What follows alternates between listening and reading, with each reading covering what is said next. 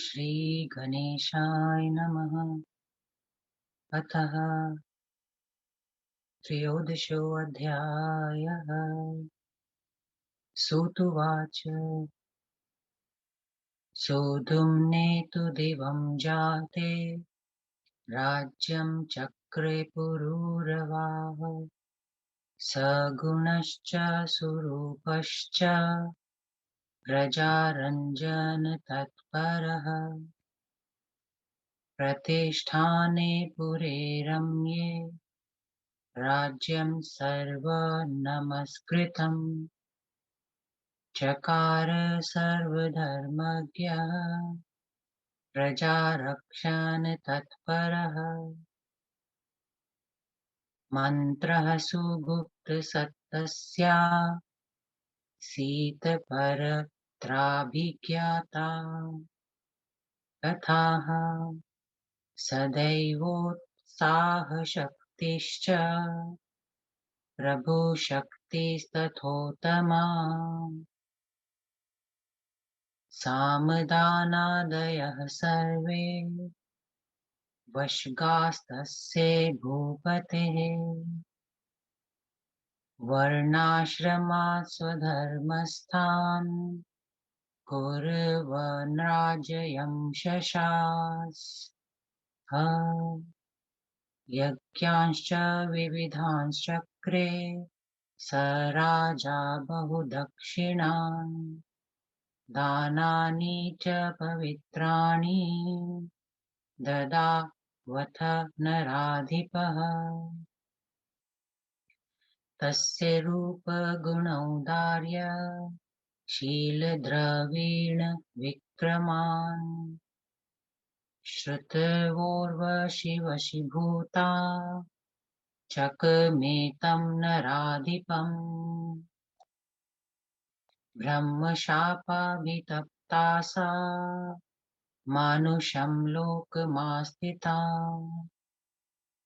गुणीनं तं नृपं मत्वा वरयामास मानिनी सम्यं चेदृशं कृत्वा स्थिता तत्र वराङ्गना एतावुरणको राजन् यस्तौ रक्षस्व मानद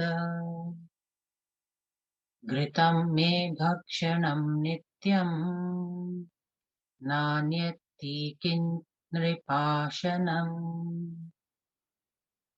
नेक्षे त्वां च महाराज नग्नमन्यत्र मैथुना भाषाबन्धस्त्वयं राजन् यदि भग्नो भविष्यति तदा त्यक्त्वा गमिष्यामि सत्यमेतत् ब्रवीम्यहम् अङ्गीकृतं च तद्राज्ञा कामिन्या भाषितं तु यत् स्थिता भाषणबन्धेन शापानुग्रहकाम्यया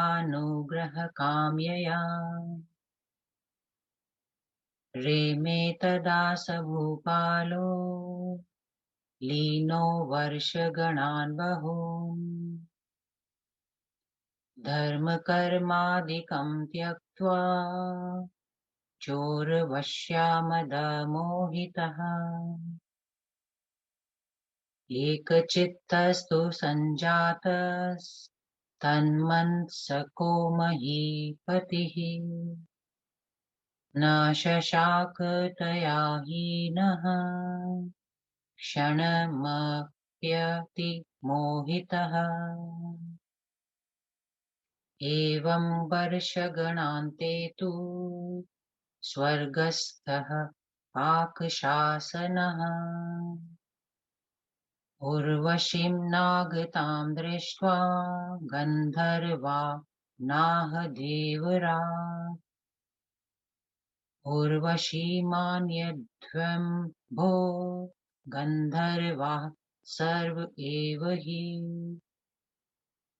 हत्वोरण्यौ गृहातस्य भूपतिः समये किल उर्वशीरहितं सत्स्थानं मदीयं नातिशोभते येन केनाप्युपायेन तामानयत कामिनी इत्युक्तास्तेऽथ गन्धर्वा विश्वाससु पुरोगमाः ततो गत्वा महागाढे तंसि प्रत्युपस्थितेः जहुस्तावूरणौ देवा रममाणं विलोक्य तम् चक्रन्दतुस्तदा तौ तु हीयमाणो विहाय सा उर्वशी तदुपाकर्ण्य क्रन्दितं सूतयोरिव कुपितोवाच राजन्नं समयोऽयं कृतो मया नष्टाहं तव विश्वासाद्धृतौ चोरैर्ममोरणौ राजन्पुत्रसमावेतौ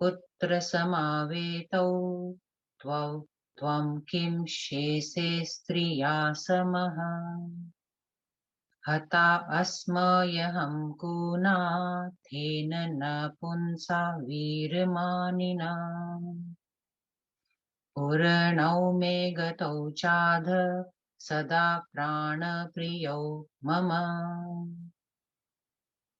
एव लिप्यमानां तामां दृष्ट्वा राजा विमोहितः नग्न एव ययौ तूर्णं पृष्ठतः पृथ्वीपतिः विद्युत्प्रकाशिता तत्र गन्धर्वैर्नृपवेशमणि नग्नभूतस्तया दृष्टो भूपतिर्गन्तुकामया त्वक्तवोरणौ गताः सर्वे गन्धर्वापथि पार्थिवः नग्नो जग्राहतौ शान्तौ जगाम स्वगृहं प्रति तदोर्वशीं गतां दृष्ट्वा विललापातिदुःखितः नग्नं वीक्षय पतिं नारी गता सा वरवर्णिनी क्रन्दन् स देशदेशेषु बभ्राम नृपतिः स्वयं तच्चित्तो विह्वलः शोच न विवशः काममोहितः ब्रह्मन् वै सकलां पृथ्वीं कुरुक्षेत्रे ददर्श ताम् दृष्ट्वा सहर्षवन्दनः प्राह सूक्तं नृपोत्तमः अयेजाये तिष्ठ तिष्ठ घोरे न त्यक्तुमर्हसि मां त्वन्मनसं कान्तं वशगं चापयनागसम् स देहोऽयं पतयत्र देवी दूरं हतस्त्वया खादन्तयेनं वृकाः काकास्त्वया त्यक्तं वरोरु यत् तव कापि सङ्ख्यं न च स्त्रीणां वृकाणामिव पार्थिव न विश्वासो हि कर्तव्यः स्त्रीषु चौरेषु पार्थिवैः गृहं गच्छ सुखं भुक्ष्व मा विषादे मनः कृताथा इत एवं बोधितो राजा न विभेदाति मोहितः दुःखं च परमं प्राप्तः स्वैरिणी स्नेहयन्त्रितः सूतुवाच इति सर्वं समाख्यात मुर्वशी चरितं महत् वेदे विस्तरितं चैतत् संक्षेपात् कथितं मया। इति श्रीदेवी भागवते महापुराणे प्रथम स्कंदे त्रयोदशोऽध्यायः। 13वां अध्याय हिंदी अनुवाद। पुरूरवा और उर्वशी का मिलन। सूत जी बोले, हे मुनि सत्तम, सुधुम के परलोक गामी होने के बाद गुणी सुंदर और प्रजा को प्रसन्न रखने में तत्पर महाराज पुरूरवा राज्य करने लगे। परम रमे प्रतिष्ठानपुर में उनके सर्वलोकन मस्त्रिक राज्य की राजधानी थी। सर्वधर्मज्ञ राजा पुरूरवा सब प्रकार से प्रजा की रक्षा करते हुए वहां से ही शासन कार्य चलाते थे। उनकी मंत्रणाएं गुप्त रहती थी, किंतु वे अन्य राज्यों की गतिविधि से भली भांति परिचित रहते थे। उनमें सदा उत्साह शक्ति तथा प्रभु शक्ति विद्यमान रहती थी। साम दाम दंड तथा भेद ये नीतियां उनके वश में रहती थी। वे चारों वर्णों तथा चारों आश्रमों का अनुसरण करने वाले लोगों द्वारा अपने अपने धर्म का आचरण कराते हुए राज्य कार्य करते थे। राजा पुरूरवा ने प्रचुर दक्षिणाएं दे देकर अनेक यज्ञ किए और विविध प्रकार के दान दिए।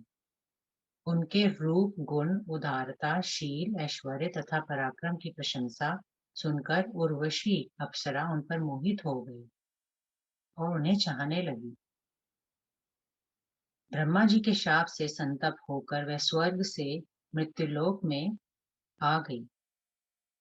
यहाँ राजा पुरूरवा के गुणों पर मुग्ध होकर उन्हें उसने पति रूप में वरण किया। वह स्वर्ग लोक से मनुष्य लोक में आई।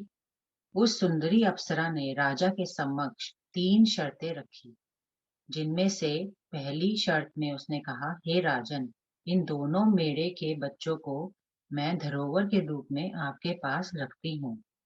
हे मानद, आप इनकी रक्षा करें। दूसरी शर्त में उसने कहा कि मैं केवल घी खाऊंगी और कुछ नहीं। तीसरी शर्त में उसने कहा, हे महाराज, मैथुन कर्म के सिवाय अन्य किसी अवसर पर मैं आपको नंगा ना देखूं। हे राजन, यदि आप इन शर्तों का उल्लंघन करेंगे तो मैं आपको छोड़कर चली जाऊंगी। यह मैं सत्य कहती हूँ। इस प्रकार उस कामिनी उर्वशी ने जितनी शर्तें रखी उन सबको राजा ने मंजूर कर लिया। शाप से छुटकारा पाने के लिए उन्हीं शर्तों के अनुसार उर्वशी भी राजा के राजमहल में रहने लगी। तदनुसार राजा पुरूरवा उसके यौवन पर आसक्त हो तथा सब धर्म कर्म त्याग कर महलों में रहते हुए बहुत वर्षों तक उसके साथ विहार करते रहे। राजा का मन सर्वथा उसमें लीन हो गया था। अतिशय मोहित हो जाने के कारण वे क्षण भर भी उसके बिना नहीं रह सकते थे। इस प्रकार बहुतेरे वर्ष बीत जाने पर स्वर्ग में विराजमान देवराज इंद्र ने अपनी सभा में उर्वशी को अनुपस्थित देखकर गंधर्वों से कहा, हे गंधर्वों, प्रतिज्ञा के समय उर्वशी ने राजा पुरूरवा के पास 2 मेढ़े धरोहर के रूप में रखे थे।